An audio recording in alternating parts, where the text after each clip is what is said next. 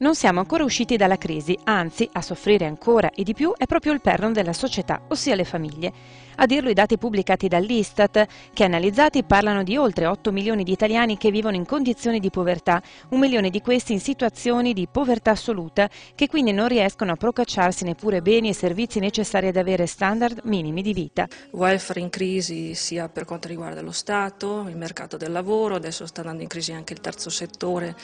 che non sta ricevendo risorse naturalmente dall'amministrazione pubblica, e la famiglia però regge, l'unica che regge. E comunque i dati sulla povertà poi ci dicono che alcune categorie che prima erano in qualche modo tutelate adesso cominciano ad andare in crisi, come i lavoratori autonomi, chi ha un titolo di studio medio-alto. In questo quadro si inserisce la manovra finanziaria da 70 miliardi che andrà a pesare ancora una volta proprio sulle famiglie. Di qui una riflessione e una proposta che hanno lanciato la Fondazione Zancan di Padova assieme alle ACLI sui cosiddetti lavori non retribuiti che vedono protagoniste soprattutto le donne e il mondo del volontariato. Un lavoro gratuito che però non prevede nessun contributo a titolo previdenziale ed è un lavoro gratuito che non va a vantaggio soltanto della persona assistita all'interno della famiglia, va a vantaggio di tutta la collettività, rappresentando una forma di capitale sociale che quindi va valorizzato. Noi avevamo stimato che soltanto per il Veneto le famiglie che accudiscono una persona anziana non autosufficiente a casa comportano un risparmio per le istituzioni e quindi poi per tutta la collettività di circa 800 milioni di euro, quindi non poco.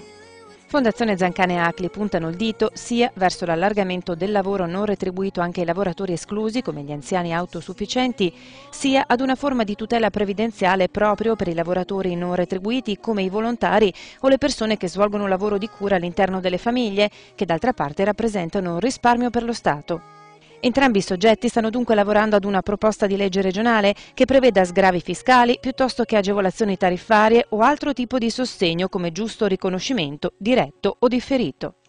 Spesso riguarda un lavoro che riguarda le donne che rinunciano alla propria carriera lavorativa, quindi viene meno